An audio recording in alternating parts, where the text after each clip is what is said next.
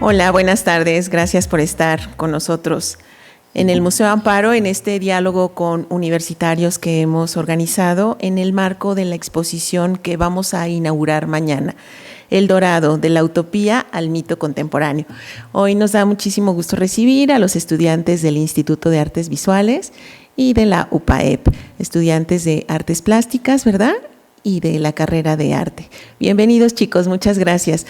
Les presento a la curadora de este proyecto, es María Virginia Jaua. María Virginia, muchas gracias.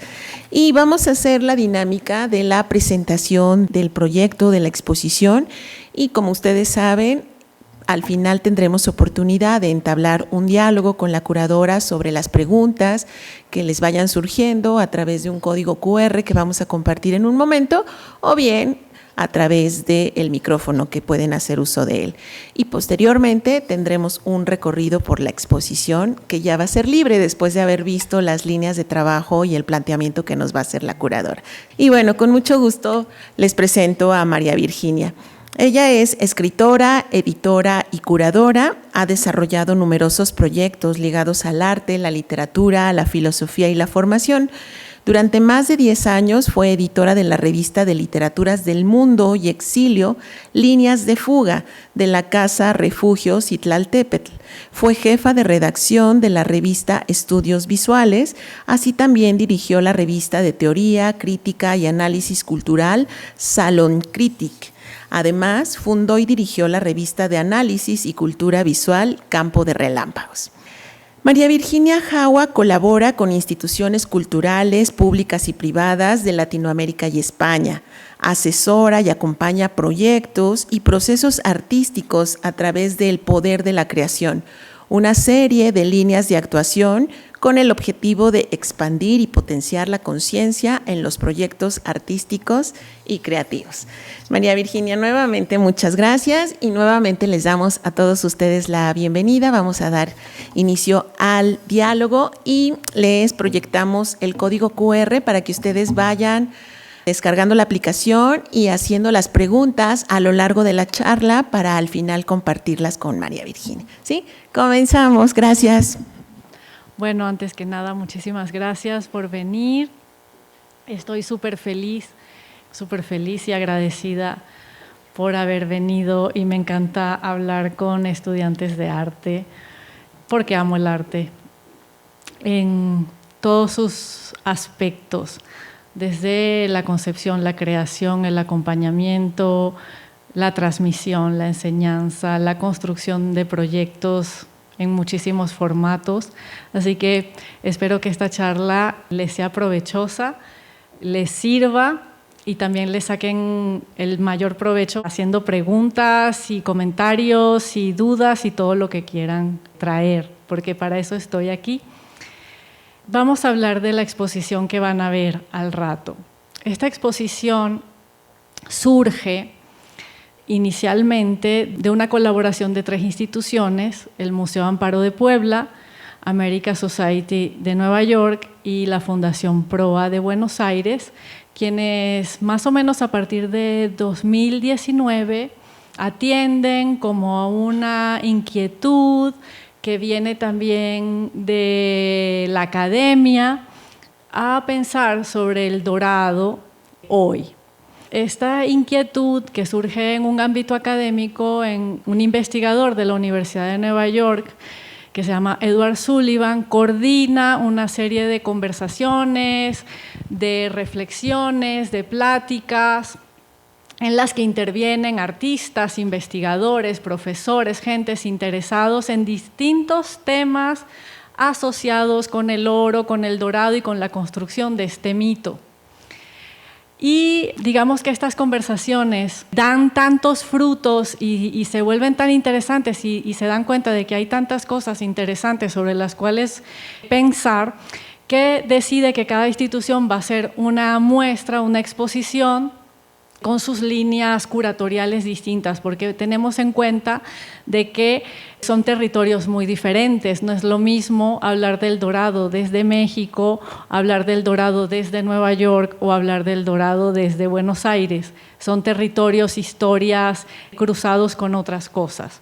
Pero lo que sí resulta muy interesante es que una vez que las instituciones deciden cada una hacer su exposición y se empiezan a trabajar las líneas curatoriales, cada uno se va dando cuenta de las particularidades y de las cosas con las que se tiene que enfrentar. Yo, en mi caso, cuando empiezo a trabajar con el equipo del Museo Amparo que me proponen hacer la curaduría de esta exposición, también empiezo a pensar qué sentido tiene hacer una exposición sobre un mito que se generó en el siglo XVI. O sea, el siglo XVI ya para nosotros es algo muy lejano.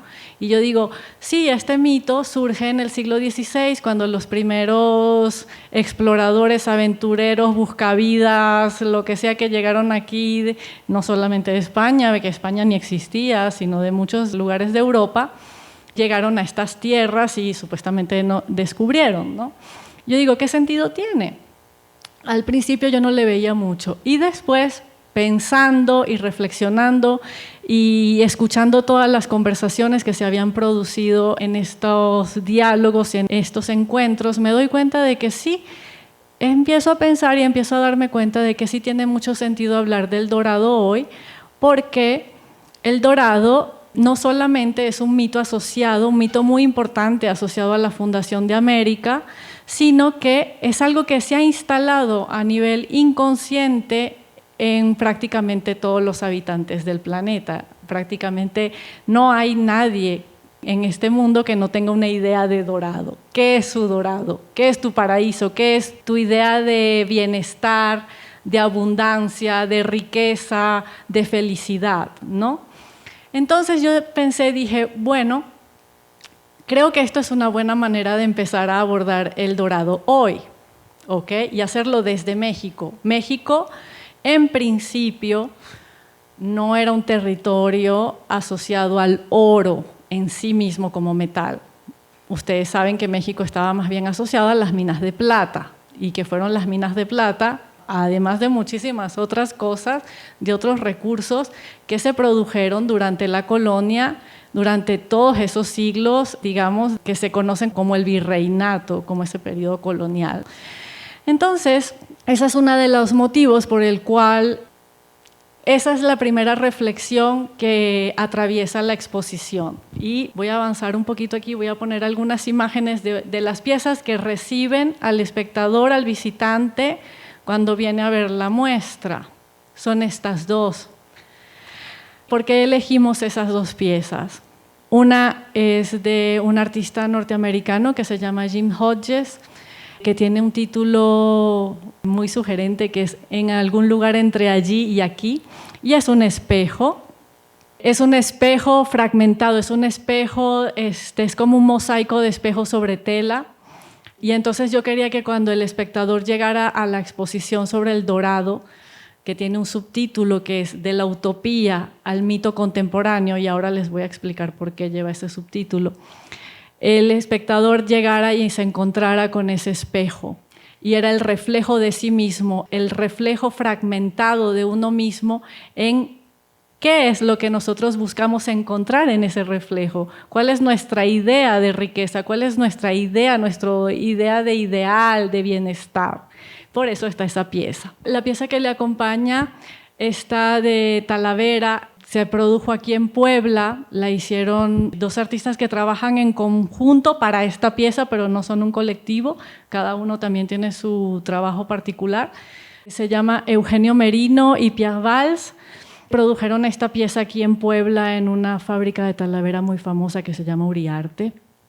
Es un tibor enorme y recoge una frase, terror, que ellos sacaron de una pancarta de una manifestación popular de una de las comunidades de México que ha sido despojada de sus recursos o de sus territorios.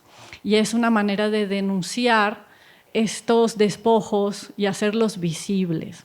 ¿Por qué estas dos piezas están juntas y por qué ellas son las que te reciben cuando llegas? Porque este anhelo inicial, este deseo de riqueza inicial que surge en todos los individuos, incluida yo, incluido cada uno de nosotros, luego tiene su lado oscuro, que es la la realidad de cuando la ambición se sale de control y se convierte en una ambición desmedida y de conseguir la riqueza a cualquier precio y genera terror, tiene consecuencias terribles para la población. Entonces, ¿qué pasa? Toda la exposición gira en torno a varias líneas conceptuales de pensamiento. Una, muy importante, es que la idea de Dorado, la idea de que era un lugar mítico que jamás fue encontrado como tal, una ciudad de oro, un cacique de oro, un reino de oro, tiene una condición de dualidad. Así como nosotros los seres humanos vivimos una vida dual, en donde hay bueno, malo, vida, muerte, pobreza, riqueza, utopía, distopía, realidad material, realidad espiritual. Vivimos en un mundo dual y asimismo el oro presenta una dualidad. En sí mismo él no es ni bueno ni malo, va a depender de lo que nosotros proyectemos en él. Entonces yo quería hacer ese énfasis de que hay una realidad dual y que depende de cómo nosotros nos relacionamos con esa realidad y cómo nosotros nos construimos nuestro existir, si le vamos a calificar como de positivo o negativo, de bueno o malo, pero en sí mismo él no lo es. Entonces eso está planteado, digamos, a lo largo de toda la muestra. ¿Qué más decir? Sí, esto es importante. Aclarar lo del subtítulo, de la utopía al mito contemporáneo. ¿Por qué le he puesto ese subtítulo? Porque en origen El Dorado está cargado de utopía, está cargado de la utopía. La utopía es este anhelo de la humanidad de crear una sociedad de altos valores y en donde la riqueza es de todos. Y en principio El Dorado es eso. Es una ciudad, un reino de oro en donde todo el mundo vive en la abundancia, en donde todo el mundo es feliz y en donde todo el mundo goza de lo mismo, ¿no? Es una idea utópica. Y el mito contemporáneo, lo veremos más adelante, es un mito que existe realmente, escrito por indígenas actuales que son víctimas de la explotación del oro y de la minería y de las expropiaciones del territorio o los desplazamientos del territorio en la zona que está entre Venezuela y Brasil, justamente donde surge el mito del Dorado, ¿ok? Porque el mito del Dorado, digamos que los primeros registros que existen sobre este mito son las exploraciones que se hacen a través del río Orinoco, buscando ahí, internándose en la selva. Entonces, bueno, por eso va de la utopía al mito contemporáneo. Ahí explico por qué este subtítulo. Y luego, no sé, quiero que se me pase nada, creo que he hablado de los conceptos, de la dualidad. Esto también es importante antes de seguir con el recorrido. La muestra está pensada como la construcción de un relato, como si contáramos una historia del Dorado, una historia posible. Yo no voy a decir la verdad, es la historia verdadera. No, es una historia posible contada con piezas de arte contemporáneo en un espacio que es un museo, a partir de piezas que existen en colecciones en México. Muchas de ellas son colecciones del Museo Amparo, otras piezas vienen de la colección del Museo de Arte Contemporáneo Universitario del MUAC, otras piezas vienen de la colección Coppel y otras piezas vienen de la colección de la Fundación Jumex. O sea, he trabajado con colecciones solamente mexicanas y de ahí hemos sacado todas las piezas para contar esta posible historia del Dorado, que la contamos en 7 capítulos y 2 epílogos, ¿ok? Les voy a decir los títulos de los capítulos. El primer capítulo es el origen. El segundo capítulo es Vislumbres del Oro, que es el que vamos a ver ahora. Aquí vemos detalles de la pieza de Jim Hodges. Y entramos, aquí empieza, Vislumbres del Oro. Les voy a hacer como un slideshow. Aquí está y vemos la sala completa, pero vamos a regresar. Okay. Esta sala se llama Vislumbres del Oro. Aquí digamos que lo que está planteado, la temática que está planteada es cómo los artistas contemporáneos han hecho uso de la materia oro, del oro en sus obras o de lo dorado en sus obras. Me parecía fascinante ver cómo artistas contemporáneos se habían aproximado a esa materia, al oro. Primero tenemos esta pieza, es una escultura preciosa que está suspendida del techo de un artista brasileño que se llama Arthur Lescher, que de alguna manera, por su pureza de formas, por la sutileza y cómo se dibuja en la sombra, es como si dibujara con hilos y como si dibujara con estas figuras geométricas en el espacio. Y después tenemos el paisaje del pintor nicaragüense Armando Morales, que pinta la selva. Tenemos un cuadro bellísimo de la selva, el misterio de la selva que alberga los tesoros de la naturaleza, los metales, los cristales, las maderas, la vida, todo, ¿no? Y la selva fue un lugar por donde se internaron también estos buscadores, estos primeros buscadores del dorado. Entonces, por eso es esta pieza ahí de Armando Morales. Y luego, aquí vemos una toma ampliada de esa sala, Vislumbres del Oro. Después de que pasamos el Arthur Lescher y el paisaje de la selva de Armando Morales, tenemos unos cuadritos pequeños del maestro Sergio Hernández y luego tenemos el cuadro grande, todos ellos hechos con maderas de ahuehuete cubiertos con oro. Entonces seguimos como en ese ámbito de la naturaleza, de la selva, de los árboles, de las maderas y el oro como ese material que sería como la aspiración del artista que los recubre. No se ve muy claramente, pero en medio de la sala, detrás de la pieza del espejo, que es una pieza de una artista polaca que se llama Alicia Quade, que también está hablando como de la selva y de lo especular. Es una pieza que también tiene como dos vistas. De este lado vemos el tronco, que parece natural, pero que no es natural, que es bronce. Y del otro lado vemos que el mismo bronce está recubierto de dorado.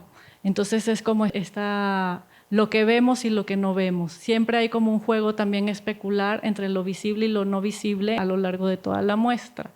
Y en el centro de la sala, no lo vemos, hay una esfera, de aquí no lo vemos todavía, pero lo vais a ver cuando suban a ver la exposición. Hay una esfera perfecta de 33 centímetros de diámetro, cubierta de oro, de un artista también norteamericano, James Lee Byars, que tiene el título Is, o sea, es, ser, el ser. Es una pieza en la que esta pieza de James Lee Byars y la pieza Oro de Matthias Geritz, que está del lado derecho, ahí se los voy a señalar, esta pieza de aquí, que es un cuadro que se llama Oro de Matthias Geritz. Para mí esas dos piezas representan de alguna manera la forma en la que los artistas han usado el oro como aspiración espiritual, como elevación del espíritu, pero también como elevación del arte, como lo más alto a lo que podemos aspirar. ¿Okay? Además son formas puras.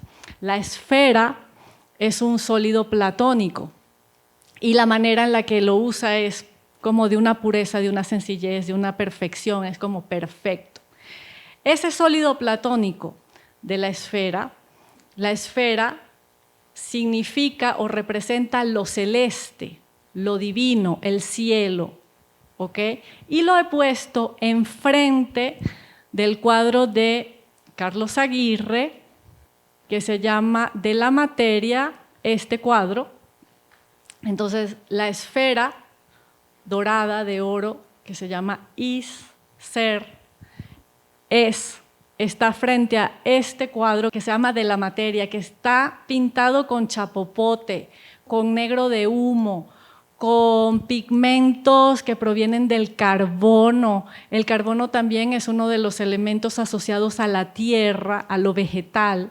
Es uno de los elementos que más existe en el planeta. Nosotros mismos también estamos hechos de carbono.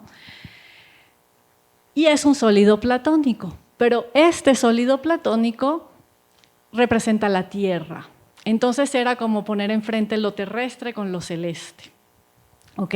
Y de esa manera se completa la visión a esta sala de cómo los artistas usan el oro en sus obras. Este es el cuadro de Matthias Geritz, que se titula Oro, que es bellísimo. Esta es la escultura de Alicia Quade. Como les decía, veis que tiene las dos esculturas de los árboles y una parece natural y otra está recubierta de oro y también los espejos son dobles, también ellos son dobles. Y luego pasamos a la sala titulada Alquimia.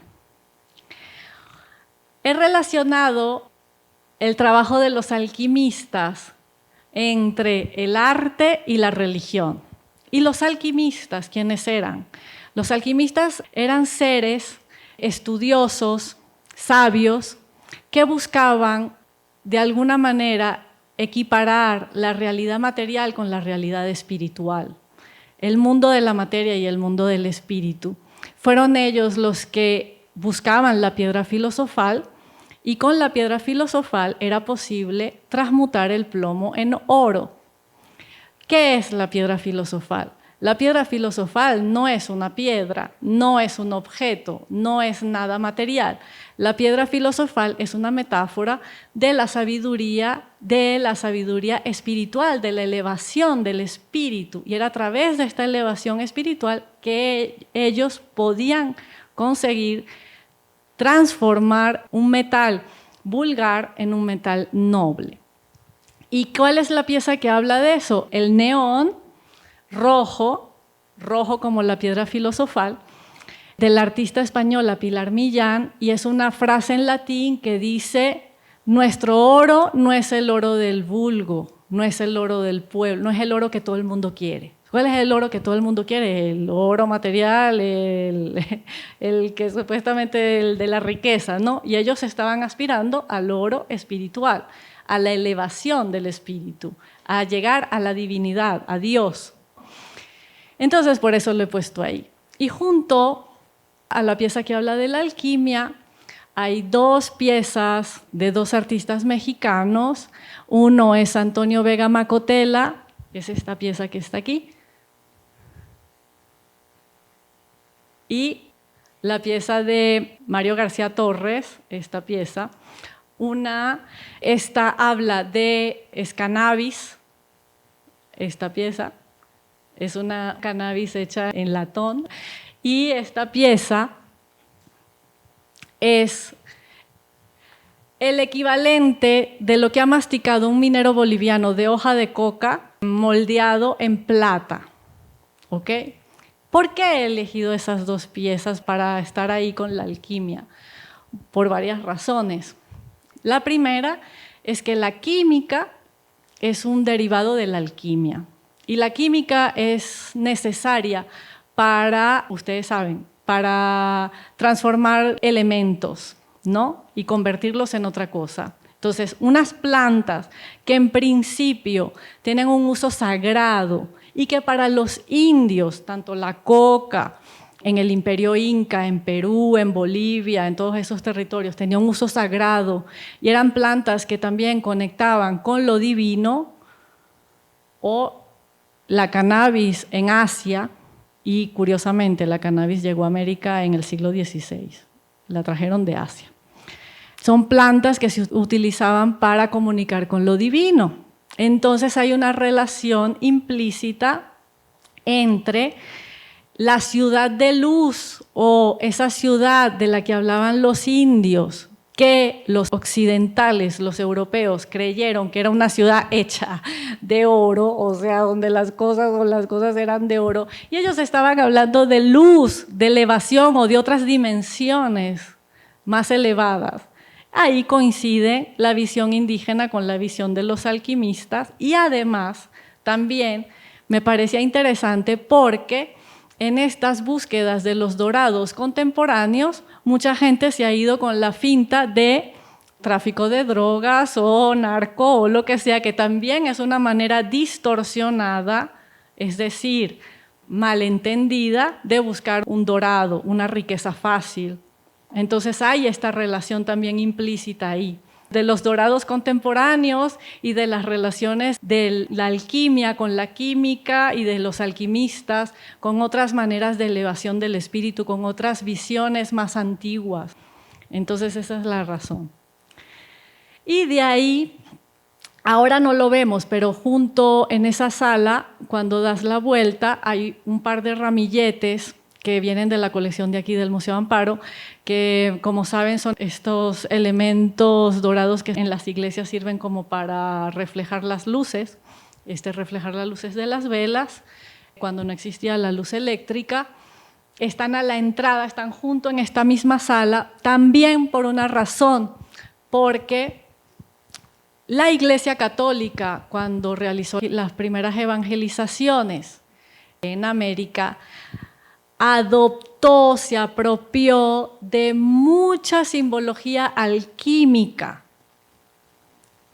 Robaron, bueno, ellos son especialistas en eso, se robaron muchos de los símbolos y de las fórmulas alquímicas para aplicarlas en la evangelización, que era una tarea difícil, porque no era fácil evangelizar de unas culturas tan fuertes.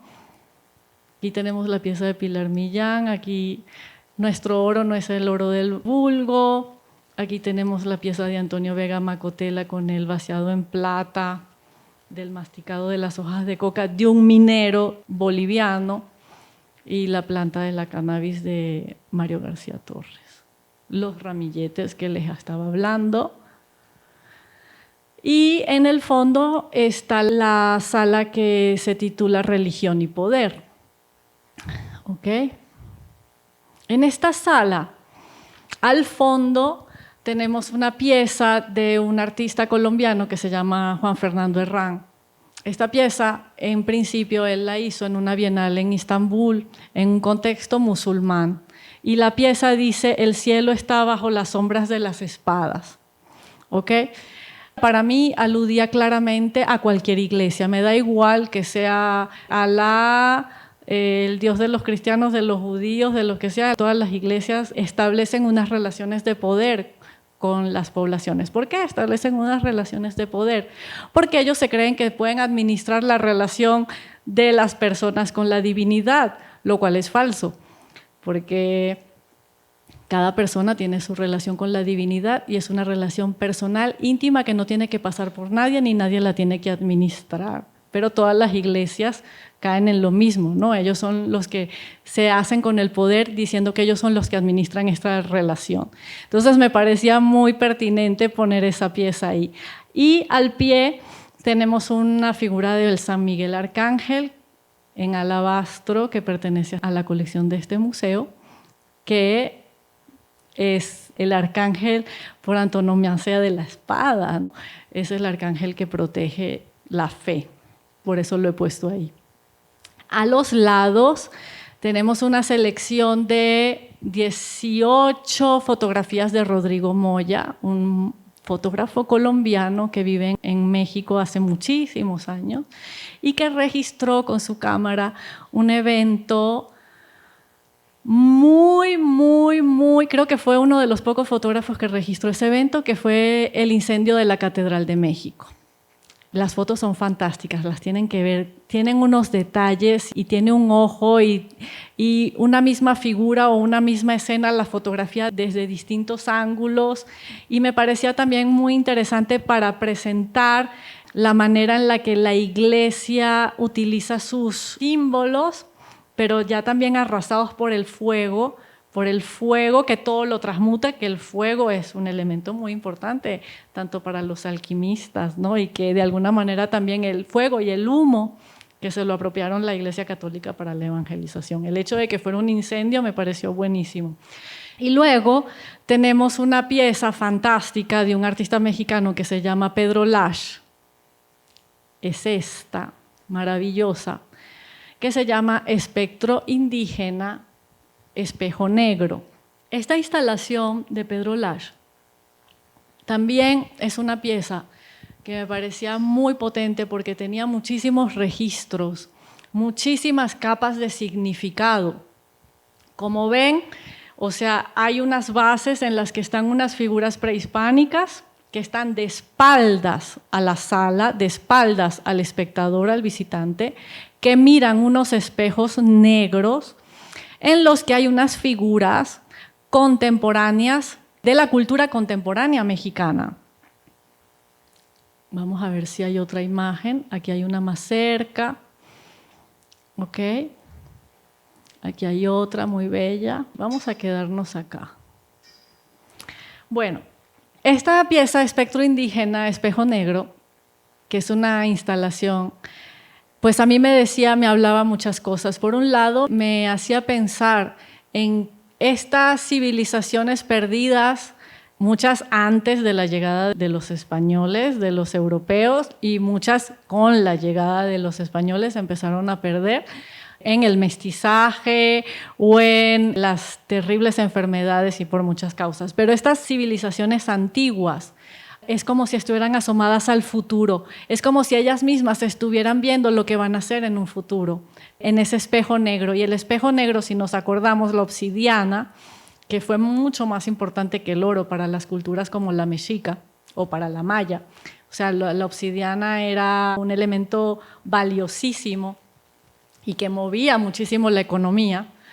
Los espejos de obsidiana eran portales de dimensiones, eran mágicos. Entonces el hecho de que las figuras prehispánicas, las figuras de las civilizaciones antiguas se asomen a ese espejo de obsidiana y se vean en el futuro, me parecía fantástico para hablar también acerca de esta relación, acerca de la pérdida, pero también de la ganancia. ¿Ok? O sea, hay algo que sobrevive, que sobrevivió, que sobrevivirá siempre. Y hay algo de ese saber que también atraviesa el tiempo. ¿Ok?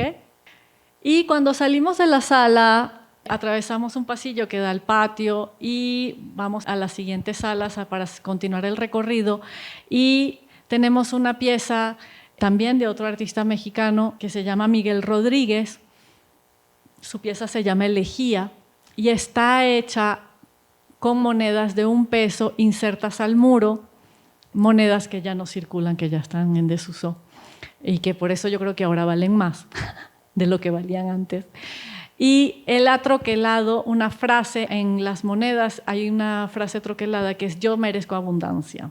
Entonces también esta idea de que atraviesa los dorados o esta búsqueda del dorado, del merecimiento, de que yo merezco y de que tal, y atraviesa, y entonces es todo un camino de monedas. Aquí vemos un detalle de la pieza y entramos a la siguiente sala que se llama Luz y Sombra de los Viajes. Esta sala ya lo van a ver, bueno, creo que no tengo una favorita porque todas me encantan, pero esta es muy especial. Es muy especial esta sala porque tiene una pieza que pertenece a la colección del MOAC que mide 30 metros. Y es un fotograma de la selva Amazonas, que ha hecho un artista peruano que se llama Roberto Huarcaya. La pieza se llama Amazograma. Y en esta pieza, que es bellísima, bueno, yo lloré casi cuando la vi montada, casi que se me salen las lágrimas. Es una impresión directa en el papel, fotográfico, que captura la selva de noche. Es una belleza. Y cuando pensé lo que estarían sintiendo todos estos europeos, estos buscadores, buscavidas que de alguna manera también hoy existen y son los migrantes que van y atraviesan y buscan y todo el mundo buscando su dorado.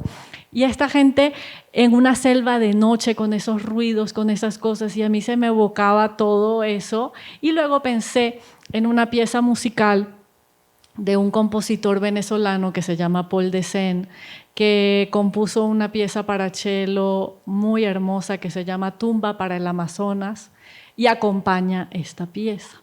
Entonces, de alguna manera también le da como una dimensión, le da una dimensión al paisaje, hace una arquitectura con la música, un paisajismo musical bellísimo con esta pieza de Tumba para el Amazonas, en la que también pues habla de la destrucción y de la fragilidad y de cómo estos anhelos de riqueza pueden arrasar una selva, ¿no? Algo tan sagrado. Y en esta misma sala también tenemos estas piezas que son del artista chileno Alfredo Yar. Es una pieza que se llama Terra non descoperta, está en italiano, pero lo vamos a decir en castellano, Tierra no descubierta, ya está. Son unas cajas de luz, son 3 cajas de luz en la que él ha tomado una fotografía del mar, la ha fragmentado en 3, ha hecho un tríptico, lo que se llama en arte un tríptico, y en ese tríptico de ese mar él ha puesto 3 frases, 3 fechas, 13 de octubre, 15 de octubre, 20 de diciembre de 1492, y de esas fechas del diario de Colón ha extraído 3 frases, y esas 3 frases aluden a Colón ya en el primer viaje, pensando en el oro, pensando en descubrir el oro, buscándolo, ansiándolo, queriéndolo. Y esto también es una idea que atraviesa toda la muestra, como se los comenté al principio, porque el oro para los europeos era algo valiosísimo, importantísimo. Para los indios no, el oro era un elemento más, no era ni más ni menos. A lo mejor las plumas de un quetzal valían muchísimo más que el oro. O sea, en una escala de valores son sistemas de pensamiento completamente diferentes, completamente opuestos. Y es por eso que hacemos el énfasis en que el oro en sí mismo no tiene ninguna connotación. El oro en sí mismo no es ni negativo ni positivo. Es lo que nosotros proyectemos ahí lo que le dará la connotación. Entonces, estas piezas de Alfredo Yar también tienen una condición de dualidad, porque la dualidad está presente en todo. Y entonces en estas piezas tenemos por un lado las fotos del mar, las imágenes del mar con las frases de Colón, y por el lado que no vemos están fotografías que él hizo, de las primeras fotografías que se hicieron, de las minas de oro a cielo abierto de Brasil, de Sierra Pelada. Y tú solamente es posible que veas esas imágenes a través de los espejos que ves aquí, que ven aquí, estos espejitos, que también tienen su marquito de oro. Y a través de estos espejos ustedes ven las imágenes que están detrás de los mineros, del trabajo de los mineros en la mina, que es lo que vemos y lo que no vemos, lo que nos cuentan y lo que no nos cuentan, la realidad bonita, la realidad fea, o sea, es como todo eso. Y eso también está presente en la muestra en muchos puntos, en muchos lugares. La sala, sobre luz y sombra de los viajes, también al final incorpora 3 piezas de la artista mexicana Chantal Peñalosa, en la que ella retoma unas fotografías de archivo de embarcaciones que provenían de Oriente, iban hacia el norte de México o hacia Estados Unidos, hacia San Diego, y también habla de los viajes, de estas travesías en barco y de estos barcos un poco fantasmales, oníricos, de estos sueños, de estos viajeros que salían y no sabían bien ni a dónde iban a llegar, ¿no? O sea, era como evoca todo esto, ¿no? Y de estas búsquedas. De ahí pasamos a la sala. Los sueños de la razón engendran monstruos. Seguro que saben quién es, ¿no? Es un grabado de Goya muy famoso, de las pinturas negras, de todo ese periodo en el que él se vuelve como súper crítico y como muy escéptico con respecto a la sociedad. Y ese título lo elegimos para esta sala, para hablar precisamente de la cara oscura, de cuando ya se pasa el límite, cuando atraviesas una frontera hacia la codicia, hacia la ambición, y ya la vida no vale. O sea, no importa entregarse a la violencia, lo que sea, para obtener ese oro o esa riqueza o esa idea que se tiene. Esta es la visión general de la sala. Aquí tenemos del lado izquierdo, aquí tenemos una serie de máscaras de estos monstruos, ¿ok? Es una pieza que ha hecho un artista mexicano que se llama Óscar Gardea. Él es de Juárez, de Ciudad Juárez, y él es un artista que tiene un trabajo muy antropológico. Él hace investigaciones en el norte, básicamente es donde más trabaja él, y a partir de trabajos con comunidades indígenas de Sonora y de Chihuahua, él empezó a hacer como un registro acerca de los rituales, acerca de las máscaras que llevan en esos rituales, acerca de los disfraces que llevan en esos rituales. Y ha establecido una relación afectiva y muy cercana con esas comunidades, y se ha dado cuenta, como va regularmente, se ha dado cuenta de cómo estas máscaras y estos trajes han sufrido un sincretismo a partir de la realidad del narco, de la violencia, del ejército, de todo esto.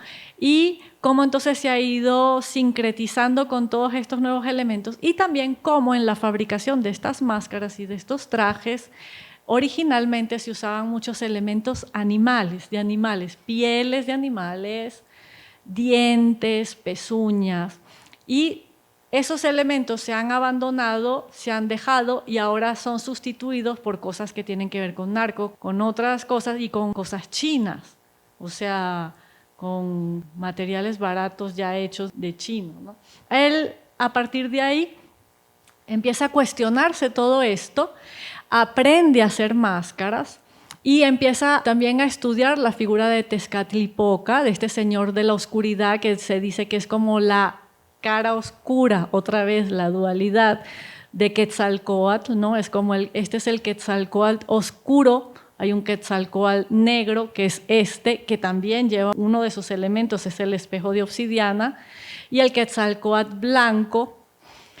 Y se va a Guerrero también a estudiar la tradición mascarera de Guerrero, y entonces aprende a hacer máscaras y se pone a hacer estas máscaras de estos monstruos, estas máscaras hechas con materiales de desecho, materiales encontrados en deshuesaderos, materiales encontrados en vertederos, en los lugares ya totalmente periferia de la periferia de la periferia, en sitios muy marginales. Y se pone a hacer las máscaras, y recuperando los materiales para hacer las máscaras empieza a conocer a migrantes que vienen de todas partes del mundo, que vienen de África, que vienen de Haití, que vienen de Centroamérica, que vienen de Venezuela, que vienen de muchos sitios, que buscan su dorado y que quieren pasar al otro lado de la frontera, que es Estados Unidos, que para ellos ese es su paraíso, es de su dorado. Y entonces ahí se establecen unas relaciones, y ellos también contribuyen y aportan no solamente elementos materiales de las máscaras, sino aportan también cosas de sus culturas y de sus ritos y de sus cosas. También, ¿no? Le cuentan cosas a Óscar, al artista, y él las incorpora también. Es una pieza que para mí también tiene una dimensión enorme, no solamente por representar estos monstruos, estos seres ya desvirtuados por la ambición, sino también por todo lo que lleva, la carga que lleva en sí mismo. Y enfrente tenemos unos cuadros, unas pinturas. Tenemos este cuadro que también es del maestro Sergio Hernández, Sombra, bastante explícito sobre la violencia. Este cuadro de la pintora Marisol E. Werner, que se llama Intercambio, que vemos a dos calaquitas ahí intercambiando ¿qué? Nada, o sea, intercambiando unas cuerdas, nada, o sea, ya no queda nada después de la muerte, pues que nada. Aquí vemos un detalle de las máscaras de Óscar Gardea. Y cierra esta sala una fotografía icónica del fotógrafo brasileño Sebastião Salgado de Sierra Pelada, de la mina Cielo Abierto, la mina de oro en Brasil, que es impresionante. Y llegamos al 7º capítulo, que se llama El regreso de la serpiente. En esta sala hay 3 piezas. La primera pieza es una pequeña escultura, que aquí no se ve, una pequeña escultura de una serpiente de la cultura mezcala, de Guerrero, hermosísima, en piedra verde, bellísima. Luego tenemos esta obra de Maya Godet, que es una videoinstalación en 4 pantallas, que se llama El rastro de la serpiente. En ese amplísimo trabajo que ella hace, ella recorrió muchísimos territorios por toda América y fue documentando los efectos de la minería en el medio ambiente, en el paisaje, en la salud de las personas, en las comunidades, en todo eso. Y son las voces de las mujeres las que hablan, susurran, cuentan su vida, sus anhelos, sus problemas y invocan que las serpientes se despierten. ¿Por qué las serpientes? Porque la serpiente es la entidad protectora de la tierra y las mujeres son las que tienen el saber para convocar, para llamar a las serpientes. Entonces hay una relación directa entre la serpiente y las mujeres y esta sala está dedicada a ellas. Por eso se llama El regreso de la serpiente. Y finalmente tenemos la pieza que le da sentido al subtítulo en la parte del mito, porque este es un mito contemporáneo elaborado por una artista yecuana que se llama Dawa García, que es de la etnia yecuana, de una zona de Venezuela muy cercana al río Caura, de una pequeña población que se llama Maripa. Y en la tradición yecuana, la cosmovisión yecuana se transmite a través de la cestería. Y aquí se cuenta un mito contemporáneo, que los indios han creado para defenderse de la voracidad de la búsqueda del oro y de la minería ilegal, legal o lo que sea. Entonces aquí el mito de Udu, el Udu es el oro, la serpiente, que es esta que está tejida abajo, esta es la serpiente, es la entidad que protege, entonces está abajo, en el fondo. Luego hay las cestas dedicadas a las otras entidades que protegen el oro, que son el cangrejo, el pez, el pájaro y el caimán, que ellos llaman babo. Son todos los entes naturales en la cultura yecuana, son entidades que se transforman y todos son como se protegen. Entonces en este mito, lo que dice el mito es: puedes sacar un poco de oro, un poquito, pero si sacas un poquito de oro, no puedes cazar animales,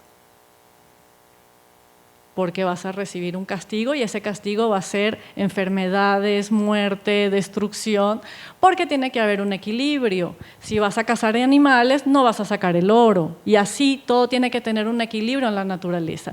Y para ellos, la tierra es esta cesta, representa la tierra, esta cesta representa la comunidad, esta es la comunidad, y las que están alrededor de la comunidad son los animales también protectores, y la tierra es nuestra madre, es el ser más sagrado, por eso está hasta arriba.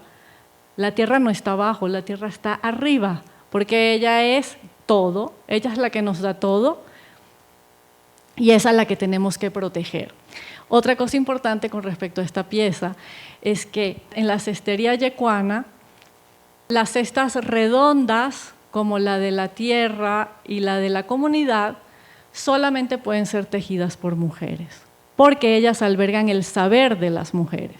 Todas las demás cestas, como estas, que se dedican a diferentes usos de almacenamiento, de alimentos, de transporte, las pueden tejer hombres también, eso no importa. Pero esas no, las redondas no, solo las mujeres. Entonces con eso se cierra esta sala que se llama El regreso de las serpientes, y en donde se invoca a que despierten para que protejan la vida y la tierra.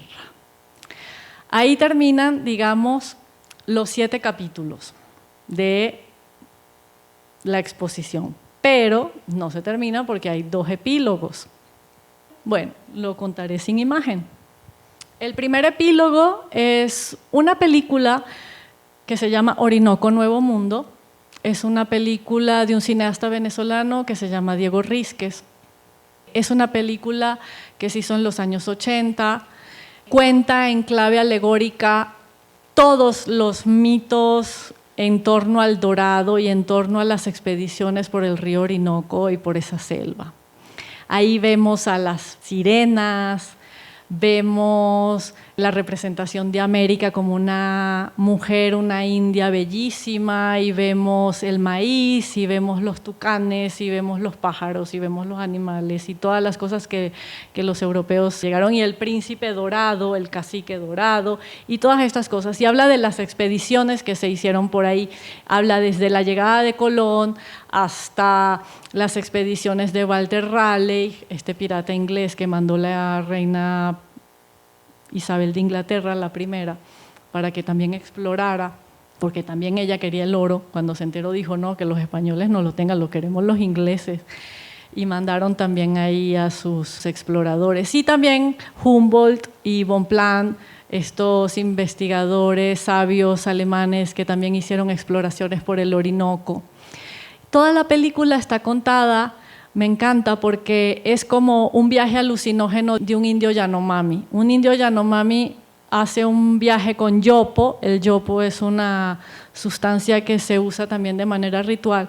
Y es como si el indio soñara todo eso, como si soñara. Y también entonces me hizo pensar en la pieza de Pedro Lash, que también es como ver el futuro. O sea, hay una serie de correspondencias también, ¿no? Con la historia de México, con la historia de América, entonces todo está enlazado.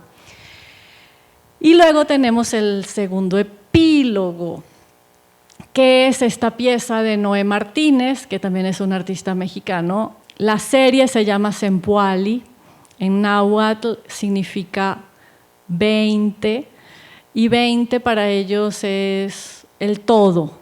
Es un cuerpo, es un ser, ¿no? Y aunque la serie no está completa, todavía él la sigue trabajando, pero elegí 5 piezas de esa serie. Cada una de las piezas tiene su nombre, es un número en náhuatl, será del 1 al 20, elegí 5. Este trabajo de él se basa en sus investigaciones sobre el trabajo esclavo de los huastecos durante la colonia. Entonces, por un lado, por el otro lado que no vemos aquí, hay unas figuras que parecen abstractas y que tienen hoja de oro, que representan los tatuajes que se les hacía a los indios para marcarlos. Ustedes saben que a los esclavos se les marcaba con las iniciales de lo propietario, entonces están esas marcas. Y del otro lado, que es el lado que estamos viendo, son representaciones del trabajo esclavo, del trabajo obligado que hacían los indígenas, ¿no? Trabajando en las plantaciones de tabaco, de cacao, o colando oro. También hay unos que están colando oro en un río, aquí por ejemplo. Y bueno, y ahí con ese epílogo que se llama Frente y Vuelta, o las 2 caras de la moneda, porque las piezas también son de doble lectura, hay muchas cosas así en la exposición que tienen una imagen por un lado y otra por el otro. Ahí se termina la exposición. Y termina también en el inicio, porque es como si no tuviera fin, ¿no? O sea, es como que el principio y el fin es lo mismo, no hay un final o un principio como tal, es cíclico, ¿no? Y ahí termina. Y ahora quiero que me hagan muchas preguntas. Muchas gracias, María Virginia. ¿Alguien quiere tomar el micrófono para hacer alguna pregunta antes de compartir? Bueno, mi pregunta es, ¿qué sintió cuando supo de estas obras maravillosas? Especialmente, bueno, me gustaría saber cuál fue su reacción porque a mí me sorprende que haya artistas contemporáneos que usen oro. ¿Qué sintió cuando vio las obras que tienen oro y otras que usan oro para dichas piezas? Muchas gracias. Es muy buena tu pregunta.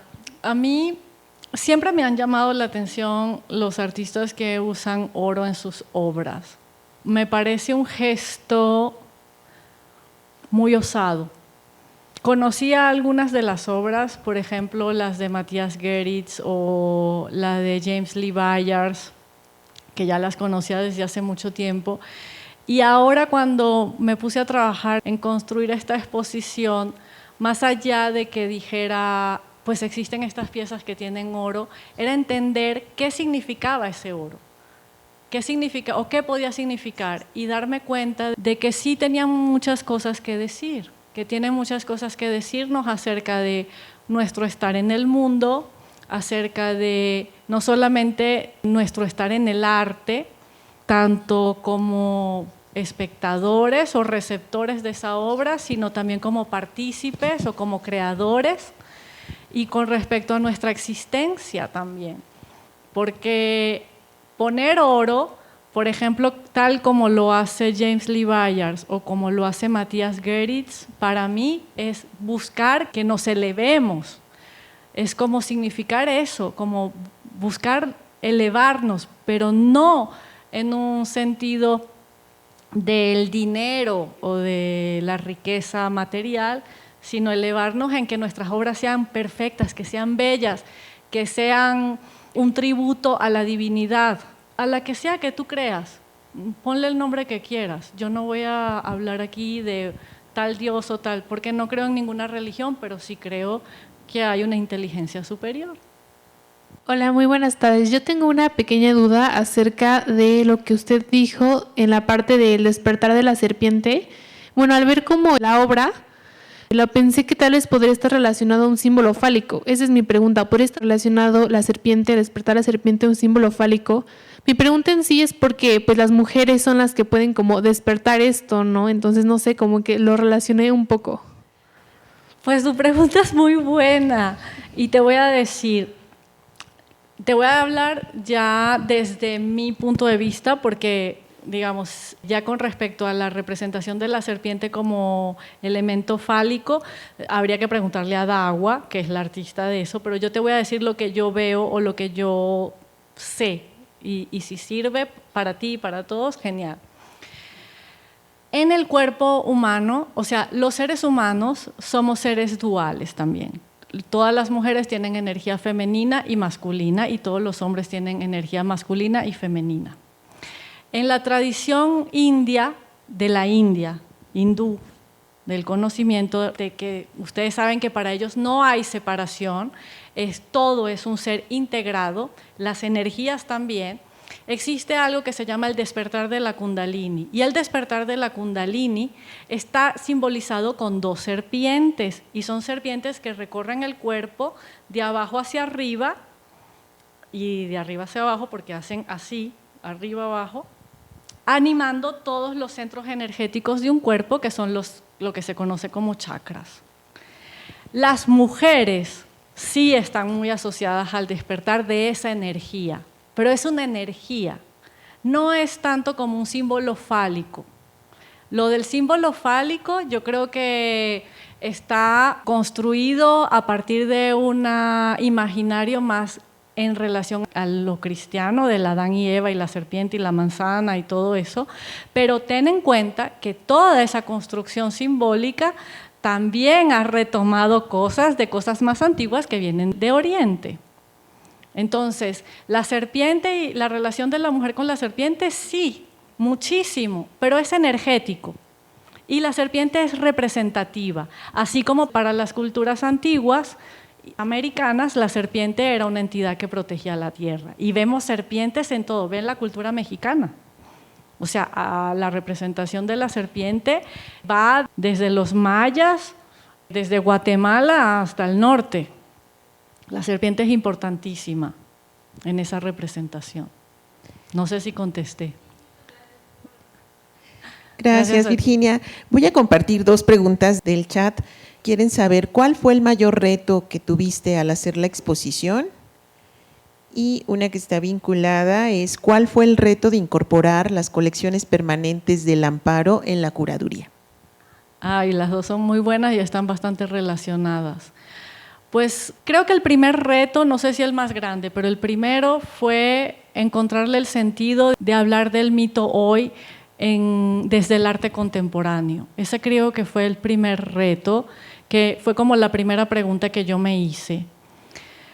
El segundo fue hablar del mito del Dorado desde México, con artistas mexicanos, porque casi toda la mayoría de los artistas que están en esta exposición son mexicanos.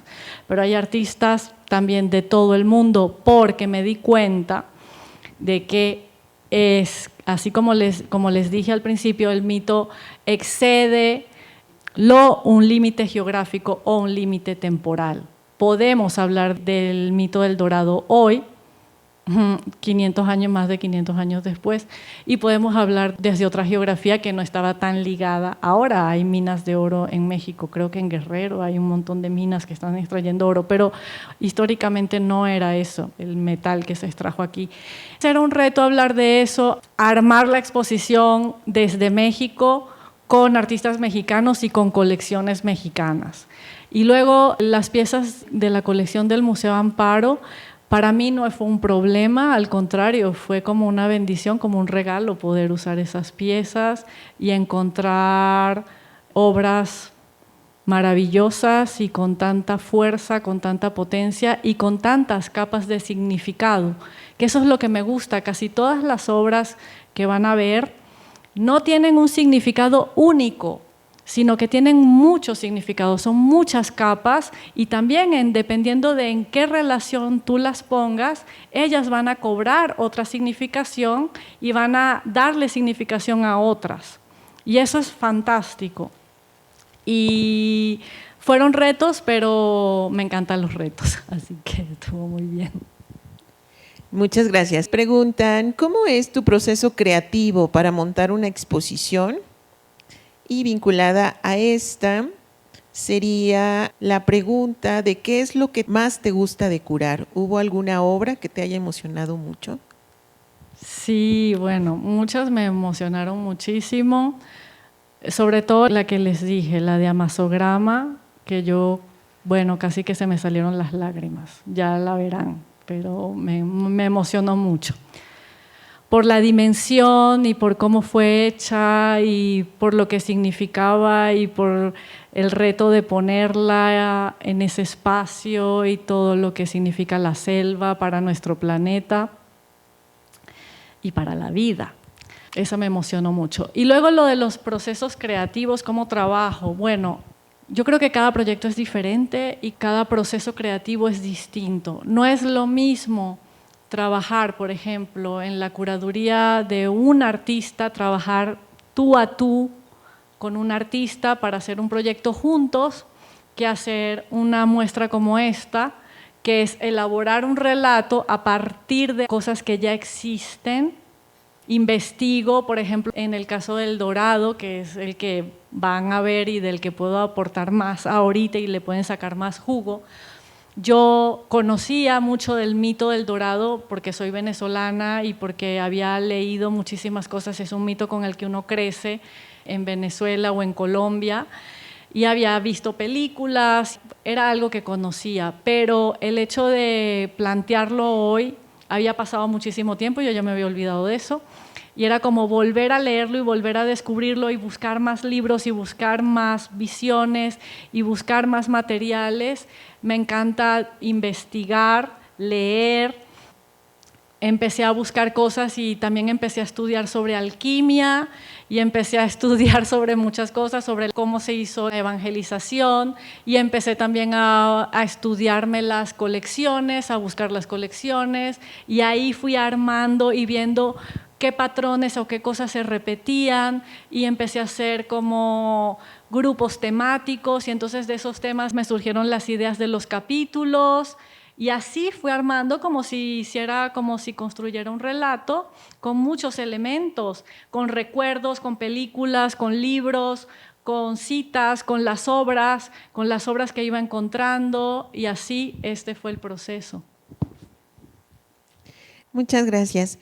¿Con qué museógrafos trabajaste en este montaje y cuáles son las cualidades que buscas que tenga tu equipo de trabajo? Bueno, uno siempre se tiene que adaptar a lo que hay, y en este caso tuve una magnífica suerte de trabajar en este museo con un equipo que creo que ha sido de lo mejor que he trabajado en toda mi vida, en toda mi experiencia. Sergio Flores, Carolina Rojas, me ayudaron y me apoyaron muchísimo. Y Emilia Silva. Es el equipo de aquí del Museo Amparo, es un equipo fantástico, son gente súper profesional, además de todo el equipo de apoyo de montaje. ¿Qué buscas? Pues lo que tú buscas es gente que sabe lo que hace, conoce su materia y tiene entusiasmo, tiene alegría, tiene amor por lo que hace, y eso es lo que uno da y lo que uno pide. Y en ese sentido yo estoy muy feliz porque la experiencia aquí ha sido fantástica, vamos, ha sido el mejor equipo con el que he trabajado nunca. Gracias, Virginia. Y también nos piden si podrías ampliar la forma en la que se realizó o la técnica de impresión fotográfica de la obra del fotograma de la selva del Amazonas. Bueno, yo no soy una especialista en esas técnicas, pero les voy a decir lo que yo sé. Esa pieza está hecha sobre papel fotográfico. La marca es Ilford, es como el mejor papel para fotografía. Es un papel que es fotosensible, como el papel fotográfico. Entonces, yo no sé muy bien cómo lo hizo él, habría que preguntarle. Ojalá que un día lo pudiera entrevistar o pudiera hablar con él y preguntarle todos los detalles. Yo sé que él desplegó ese papel en un parque nacional en la selva peruana y que desplegó ese papel fotosensible, y yo me imagino que con ciertas luces o ciertas cosas se imprime las formas de las hojas y de la vegetación de la selva. Una vez él ha hecho eso, él hizo el fijado, todo el proceso químico del fijado y todo eso in situ con agua de río. Si tú usas un agua pura, usas un agua de río tan pura, pues la calidad es muchísimo mejor. También sé que él cuidó muchísimo de que todos los químicos que se emplearon para la fijación de la imagen en el papel fotográfico no se vertieran ahí. Se recopiló todo ese químico y se llevó a otro lugar para depositarlo y que no contaminara el parque. Y eso es todo lo que sé de la forma en que se hizo. Y ya van a ver la obra, espero que la vean y que manden muchos más comentarios. Muchísimas gracias a María Virginia Jaua por esta charla.